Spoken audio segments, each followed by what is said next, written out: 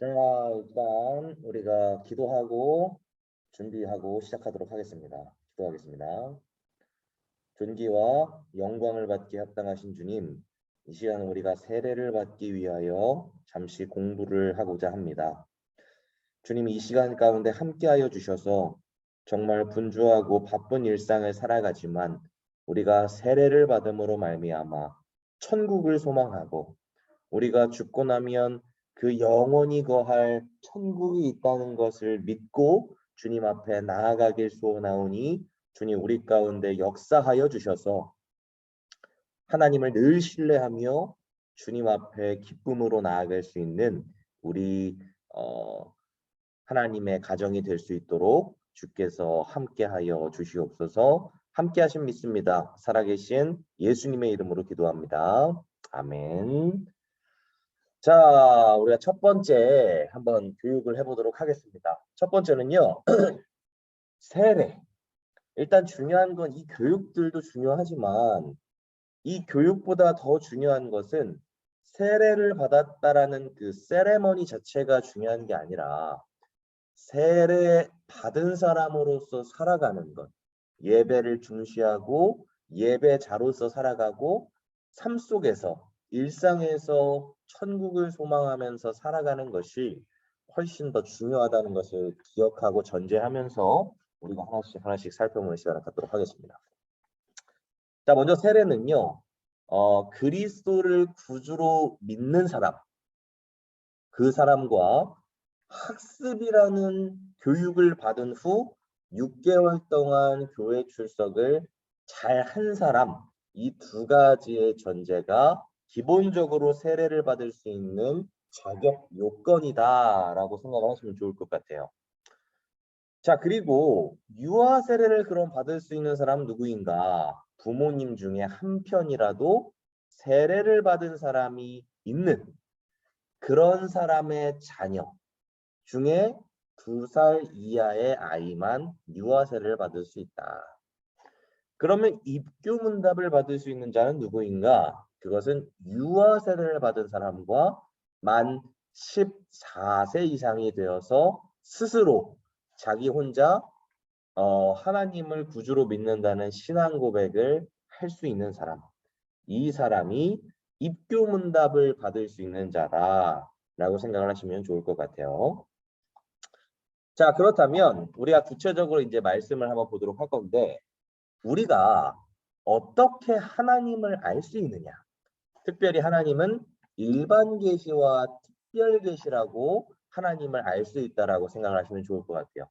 일반 계시는 예수님을 믿는 사람이건 믿지 않는 사람이건 이 일반적으로 계시되어 있는 것들을 일반 계시라고 얘기를 합니다. 예를 들어 하나님이 창조하신 자연, 봄과 여름과 가을과 겨울들을 봤을 때 또는 아름다운 꽃들이 피어나는 것들을 봤을 때 와, 아름답다. 창조주가 있구나. 라는 것들을 모든 사람들이 인정하는 이 창조하신 자연을 일반 계시라고 얘기할 수 있습니다. 자, 그런데 여기서 특별 계시가 있는데요. 특별 계시는 뭐냐면 하나님의 말씀, 성경, 즉 특별히 구원받은 사람을 더 믿게끔 해주는 특별 계시가 있다. 이 두 가지가 있다라는 것을 생각하면 좋을 것 같습니다. 자, 그렇다면 특별 계시의 이 하나님의 말씀인 성경, 이 성경은 무엇이냐? 성경은 성령님의 감동, 즉 예수님을 믿는 순간 삼위일체 하나님 중에 성령님이 우리의 삶 가운데 함께 하시거든요. 이 성령님의 감동으로 몇천 년간 기록된 하나님의 정확무오한 말씀, 즉 정확무오는 정확하고 오류가 없는 말씀이다 라고 히브리서 4장 12절과 디모데후서 3장 16절이 우리에게 말씀해주고 있다고 생각하시면 좋을 것 같아요. 자, 그러면 구약 성경과 신약 성경이 성경을 두 가지로 나누어서 볼 수 있는데 특별히 구약 성경은 율법서와 역사서와 시가서와 선지서가 나뉘어져 있어요. 율법서는 특별히 모세오경, 창세기, 출애굽기, 레위기, 민수기, 신명기 같은 것들이 율법서이고, 역사서는 역사 가운데 있었던 일을 기록한 여호수아, 사사기, 룻기, 사무엘상하, 열왕기상하, 역대상하 이런 것들이 역사서라고 말할 수 있을 것 같습니다. 시가서는 말 그대로 하나님을 찬양하고 하나님 가운데 회개하고 하나님을 노래하는 것들. 그래서 욥기, 시편, 잠언, 전도서, 아가서 이렇게 5개가 있다고 말할 수 있고요. 선지서는 말 그대로 하나님께서 선지자들을 보내어서 회복하라는 말씀, 내가 너를 심판하겠다, 멸망하겠다, 다시 돌아오게 하겠다라는 이사야, 예레미야, 예가, 에스겔, 다니엘, 호세아, 요엘 이런 많은 선지서들이 있다라고 보시면 좋을 것 같습니다. 자, 그렇다면 신약 성경은 뭐가 있을까요?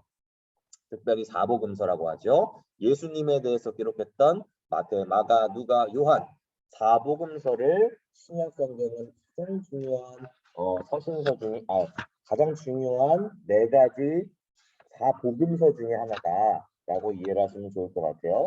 자, 그 다음에는 뭐가 있을까요? 그 다음에는 역사서, 바로 사도행전이 있습니다. 그리고 서신서, 그 사도 바울이 계속해서 그 감옥에서나 전도 여행을 떠나서나 계속해서 편지를 썼던 내용들이죠. 로마서, 고린도전후서, 갈라디아서, 에베소, 빌립보 이런 많은 것들을 서신서라고 얘기를 합니다. 그리고 마지막으로 뭐가 있을까요? 여기서도 예언서가 있어요. 바로 요한계시록, 요한을 통해서 꿈과 환상을 통하여 하나님께서 계시하셨던 이 반모섬에서 요한을 통해서 계시하셨던 예언서가 있다라고 생각을 하시면 좋을 것 같습니다. 자, 그렇다면 대체 하나님이 누구실까? 그것에 대해서 우리가 생각해 볼 필요가 있을 것 같아요. 하나님은 영이시다. 그리고 창조주이시지만 구원자이시기도 하시고 심판주이시기도 하시다. 그래서 하나님은 영이시지만 창조주이시자 심판자이시자 구원자이시다 라고 하나님에 대해서 생각을 해보시면 좋을 것 같아요. 그리고 하나님은 무엇을 창조하셨는가? 하나님은 무엇을 창조하셨죠? 말씀으로부터 무에서 유를 창조하셨다라고 생각하시면 좋을 것 같습니다. 그래서 하나님은 사람을 지으신 후에 땅을 채우시고 땅과 모든 생물을 우리에게, 사람에게 다스리라라고 말씀을 하셨다라는 것이죠. 그런데 하나님은 지금 오늘날의 세상과 같이 어떤 방법으로건 힘의 논리로 잘 다스려라 라고 말씀하시지 않으셨습니다. 시편을 통해서 하나님께서는 어떻게 다스리라고 말씀하셨냐면 하나님의 선하신 뜻에 따라 그의 지혜와 권능으로 우리 보고 다스리라 라고 말씀을 하셨다라는 것이죠. 그러니까 하나님을 믿는 사람이 이 세상을 다스리는 것과 하나님을 믿지 않는 사람이 이 세상을 다스리는 것은 근본적으로 다르다는 것을 우리에게 보여준다는 것입니다. 자, 그렇다면 하나님은 창세전에 이 창조하시기 전에 무엇을 예정하셨을까라는 질문을 우리가 살펴볼 필요가 있을 것 같아요. 하나님께서는 예수 그리스도 안에서 이 사람이라는 우리를 택하시고 구원하시기로 작정하셨다라고 생각을 하시면 좋을 것 같습니다. 4번째 장에는 이런 얘기들이 있어요. 사탄의 시험과 인간의 범죄, 즉 최초의 사람인 아담은 어떻게 범죄하게 되었는가? 순종이나 불순종할 자유의지가 있었고 뱀의 시험을 받아서 하나님의 말씀을 불순종함으로 범죄하였다라고 얘기를 합니다. 자, 그런데 여기서 우리가 생각해 볼 필요가 있는 것은 아담이라는 최초의 인류가 범죄를 하였던 것이 오늘날 나와 무슨 상관이 있는가 우리가 생각해 볼 필요가 있죠. 그런데 사람의 어떤 최초의 사람의 대표성이 아담이라는 사람인데 중요한 것은 우리가 여기서 생각해야 될 것은 무엇이냐면 아담이라는 사람이 아니었어도 오늘날 내가 그 똑같은 상황에 있었다 할지라도 우리는 아담과 같이 충분히 그 죄를 범할 수밖에 없었던 죄인이라는 것을 인정하면 왜 아담이 그랬는데 나랑 뭔 상관이야? 라는 말을 못 한다라는 것입니다. 자, 여기서 중요한 게 뭐가 있냐면요. 아담이 탐한 게 뭐죠? 선악과를 탐했죠. 아담과 하와가 선악과를 탐했는데 대체 그 선악과가 뭐길래 오늘날 내가 그 똑같은 상황에 가더라도 선악과를 탐할 수밖에 없을까? 라는 생각을 우리가 해볼 필요가 있을 것 같습니다. 자, 중요한 거예요. 아담과 하와가 탐했던 선악과가 뭐냐면 선과 악을 구별할 수 있는 과실이었습니다. 자, 오늘날 선과 악을 우리는 스스로 분별하고 스스로 구분하여서 살아가죠. 근데 이 대한민국에서는 헌법이라는 법 안에서 우리가 살아가고는 있지만 그 안에서도 부분적으로 문제가 있고 부분적으로 결여된 것들이 분명히 있는 것들을 그 틈이라는 것이 없을 수 없다는 것을 우리가 알 수밖에 없습니다. 자, 그렇다면 선과 악이 무엇이 맞는가에 대해서 완벽하게 정의할 수 있는 것은 누구만 할 수 있을까요? 당연히 하나님만 할 수 있다는 것이죠. 근데 선악과를 빼고 다 할 수 있었는데 선악과를 아담과 하와가 탐했다는 것은 무엇입니까? 하나님만 할 수 있는 것을 본인들이 사람이지만 하려고 했다라는 것이죠. 자, 이것처럼 오늘날 우리가 심지어 예수님을 믿는다 할지라도 무엇이 선한 것이고 무엇이 악한 것인지를 스스로 판단하는 사회를 살아가고 있지 않습니까? 그렇기 때문에 우리는 똑같이 이 상황이 될지라도 오늘날 우리가 여전히 하나님이 아니라 하나님을 믿어야 하는 것을 알면서도 불구하고 죄를 탐하는 모습이 우리 가운데 있을 수밖에 없듯이 이 똑같은 상황이 될지라도 우리는 아담과 같은 선택을 할 수밖에 없을 것이다 라고 생각을 하시면 좋을 것 같습니다. 그렇기 때문에 로마서 3장에서도 아담의 범죄 이후에 죄 없는 자가 있다 없다? 하나도 없다. 아담은 사람의 최초 인류의 대표성이다 라고 생각을 하시면 좋을 것 같습니다. 자, 그렇다면 이 죄에는 어떤 종류가 있을까? 첫 번째, 아담이 지은 원죄가 있고요. 두 번째, 아담의 후손들이 지은 스스로 지은 우리들이 지은 죄라고 얘기를 할 수 있죠. 바로 자범죄. 스스로 지은 죄를 자범죄라고 얘기를 합니다. 자, 자범죄는 그럼 종류가 어떤 것들이 있을까요? 바로 교만, 질투, 증오, 악한 마음들, 사기, 도둑질 이런 것들이 있겠죠. 자, 그렇다면 원죄와 자범죄, 이 죄의 문제가 천국을 가기 위해선 해결돼야만 하는데 이 해결되기 위해서 멸망받을 수밖에 없는 죄의 길을 가고 있는 이 문제를 해결받기 위해서 유일한 소망은 무엇이겠습니까? 그것은 다시 하나님께서 이 선악과 이전의 문제를 선악과 이전의 상태를 되돌리실 수 있기 때문에 하나님께만 유일한 소망이 있다는 것이죠. 그래서 하나님께서는 유일한 소망을 오직 우리를 위해서 하나밖에 없는 독생자를 보내심으로 말미암아 해결하셨다라는 것입니다. 그것이 무엇이죠? 바로 예수 그리스도라는 것이죠.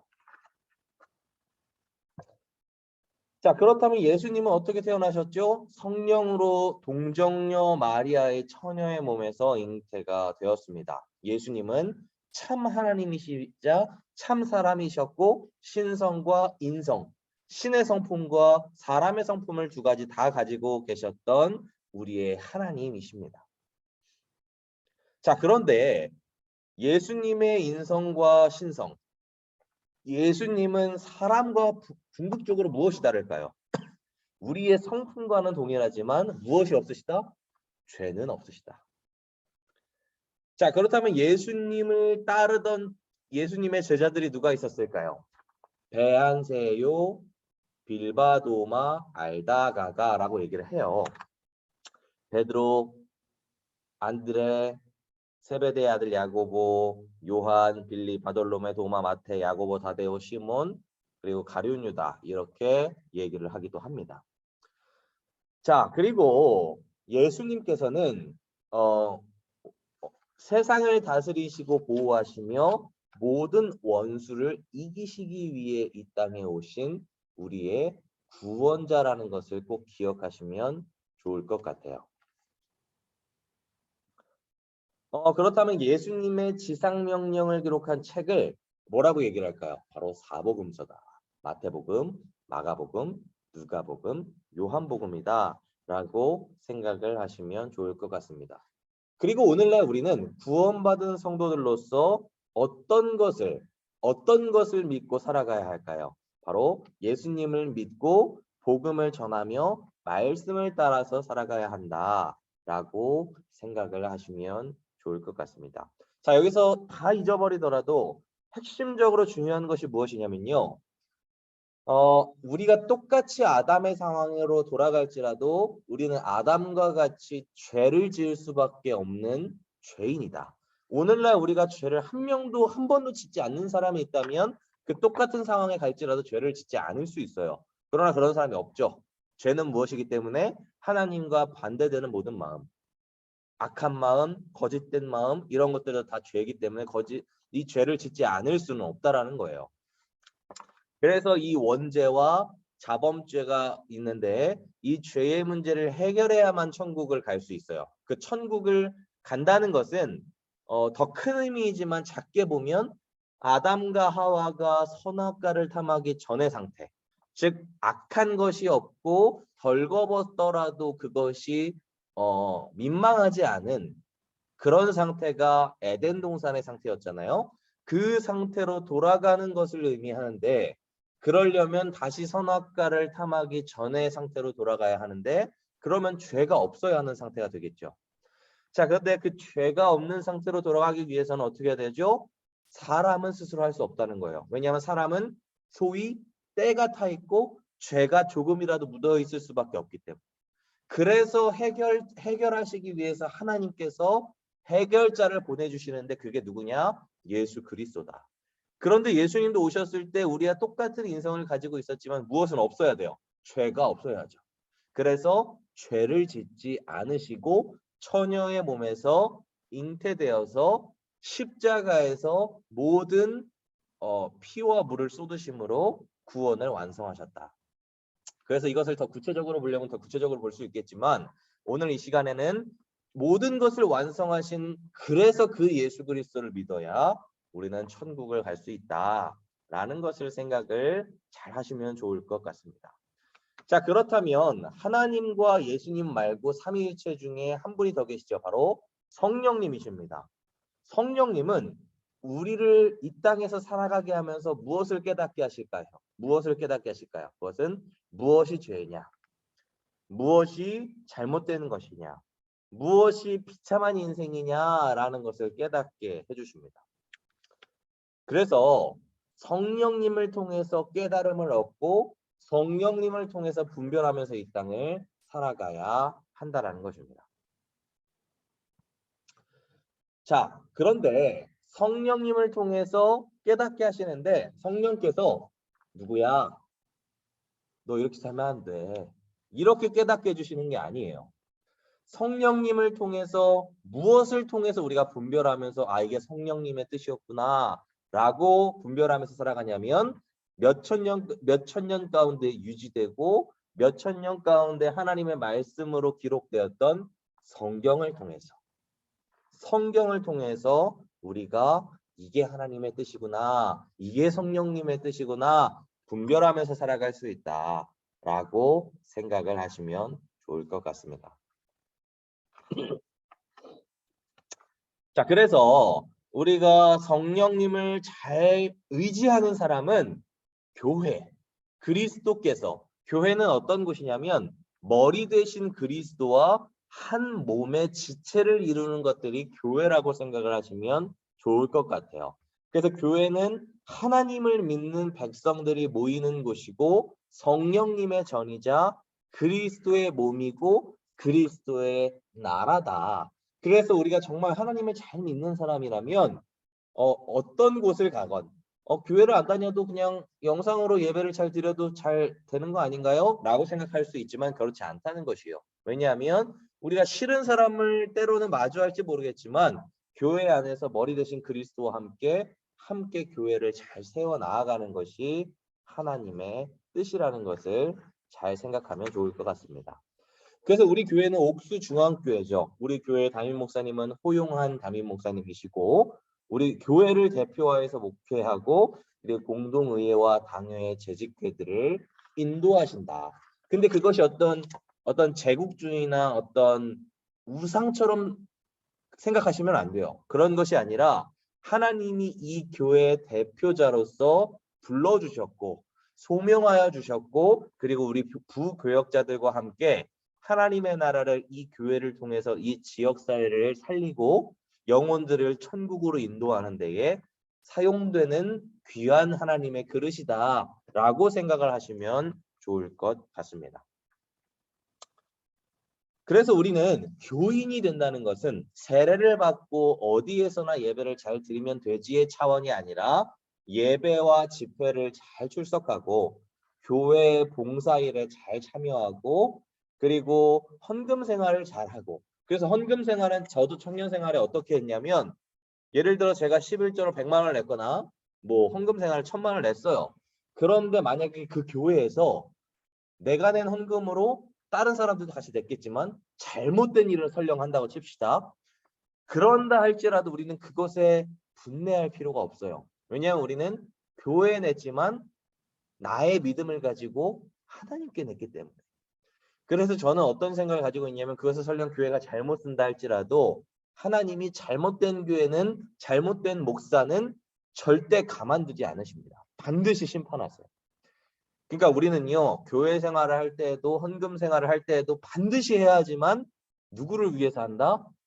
목사를 위해서, 성도를 위해서? 아니다. 하나님을 위해서 한다. 그러나 반드시 해야 한다.